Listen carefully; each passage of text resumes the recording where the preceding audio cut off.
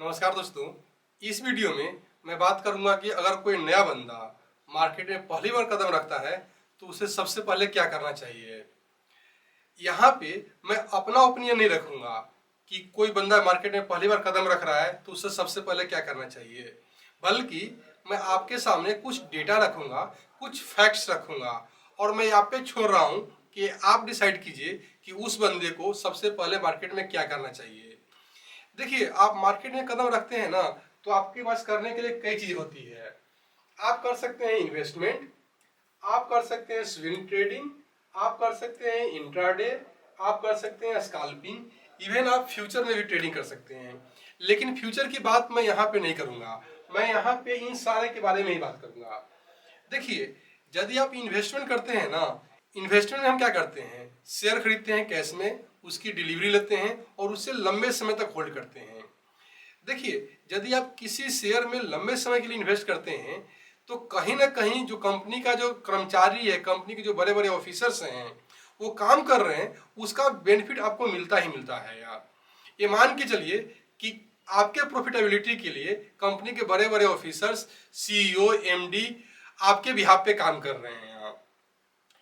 Further historically भी पाया गया है कि जो लोग लंबे समय के लिए फंडामेंटली गुड कंपनी में इन्वेस्ट करते हैं उनके लॉस की गुंजाइश कम होती है यार। अब बात करते हैं स्विंग ट्रेडिंग की यार। देखिए, यदि आप स्विंग ट्रेडिंग करते हैं तो आप स्टॉक में कर सकते हैं, आप ऑप्शन में भी कर सकते हैं। अगर आप ऑप्शन में स्विंग ट्रेडिंग कर रहे हैं तो आपके पास अगेन दो ऑप्शन है। आप ऑप्शन बाइंग कर सकते हैं और आप ऑप्शन सेलिंग कर सकते हैं। ऑप्शन सेलिंग, देखिए ऑप्शन में ट्रेडिंग चाहे आप स्विंग के लिए कीजिए चाहे इंट्राडे के लिए कीजिए, आप ऑप्शन बाई करते हैं तो दोनों केसेस में आपके जीतने की प्रोबेबिलिटी केवल 33% है यार। वहीं पे यदि आप ऑप्शन सेलिंग करते हैं तो आपके जीतने की प्रोबेबिलिटी 67% है यार, दोनों केसेस में यार। तो देखिए, आप स्विंग ट्रेडिंग कर रहे हैं स्टॉक में ना, तो वहां पे भी वो इन्वेस्टमेंट वाला सीन पिक्चर में आ जाता है यार। स्विंग ट्रेडिंग में हम क्या करते हैं, स्टॉक खरीदते हैं, उससे होल्ड करते हैं, कभी 1 महीने के लिए, कभी 6 महीने के लिए, कभी 1 साल के लिए।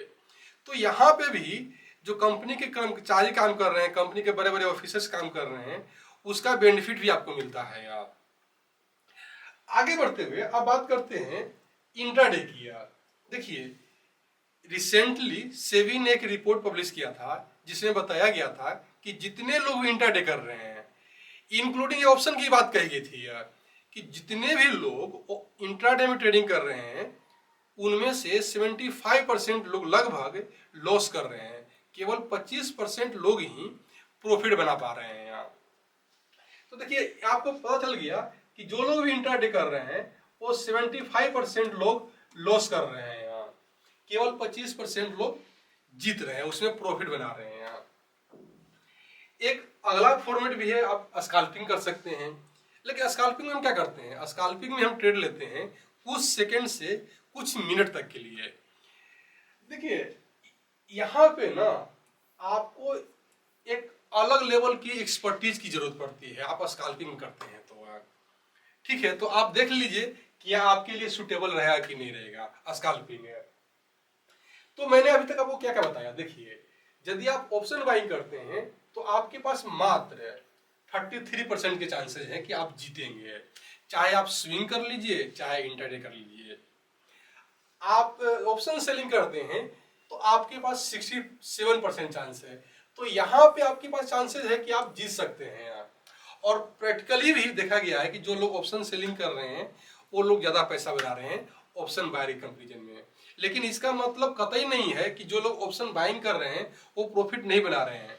जिनके पास एक्सपर्टीज है, जिनके पास एक्सपीरियंस है, जिनके पास डिसिप्लिन है, ऑप्शन बाइंग में भी पैसे लोग बना रहे हैं यार। लेकिन मैं यहाँ पे डेटा और फैक्ट्स की बात कर रहा हूँ। प्रोबेबिलिटी की बात कर रहे हैं तो ऑप्शन बाइंग में आपके पास 33% है, ऑप्शन सेलिंग में आपके पास 67% है। तो कहने का मतलब है कि ऑप्शन सेलिंग करते हैं तो आपके चांसेस है कि आप प्रॉफिट बना सकते हैं। इंट्राडे की बात मैंने बता ही दिया कि यहाँ पे सेबी बोल रही है कि जो लोग भी इंट्राडे कर रहे हैं उनमें से मात्र 25% लोग ही प्रॉफिट बना रहे हैं, लगभग 75% लोग लॉस ही कर रहे हैं यहाँ। यहाँ पे हो गया।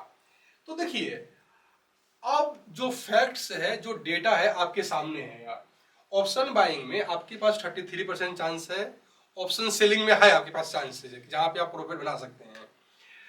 इंट्राडे में तो सेबी ही बोल रहा है कि आप प्रॉफिट नहीं बना सकते हैं, बहुत ही कम लोग प्रॉफिट बना रहे हैं यार। तो देखिए आप क्या कर सकते हैं, आप इसे अवॉइड कर दीजिए, आप इसे अवॉइड कर सकते हैं। आप अवॉइड कर सकते हैं ऑप्शन बाइंग को, चाहे स्विंग हो चाहे इंट्राडे हो, आप ऑप्शन बाइंग मत कीजिए। तो आपके पास ऑप्शन आता है कि आप ऑप्शन सेलिंग भी कर सकते हैं, आप स्विंग कर सकते हैं, आप इन्वेस्टमेंट कर सकते हैं, स्कैल्पिंग भी कर सकते हैं। लेकिन देख लीजिए कि आपके पास क्या उस लेवल की एक्सपर्टीज और एक्सपीरियंस है कि नहीं है। हाँ, एक और पहलू भी है जिसपे गौर करना जरूरी है, साइकोलॉजिकल एस्पेक्ट है। देखिए यदि आप इन्वेस्ट करते हैं ना, तो आपको इन्वेस्ट करके शांति से बैठना पड़ेगा, ठीक है। क्योंकि यदि आप 1 साल के लिए, 2 साल के, 3 साल के लिए इन्वेस्ट कर रहे हैं, तो उस स्थिति में आपको पेशेंस रखना ही पड़ेगा। स्विंग ट्रेडिंग में आपको कम पेशेंस की जरूरत पड़ेगी। कई बार आप 6 महीने में निकल सकते हैं उस ट्रेड से, कई बार आप 1 साल में निकल सकते हैं। तो दोस्तों इस वीडियो में इतना ही है।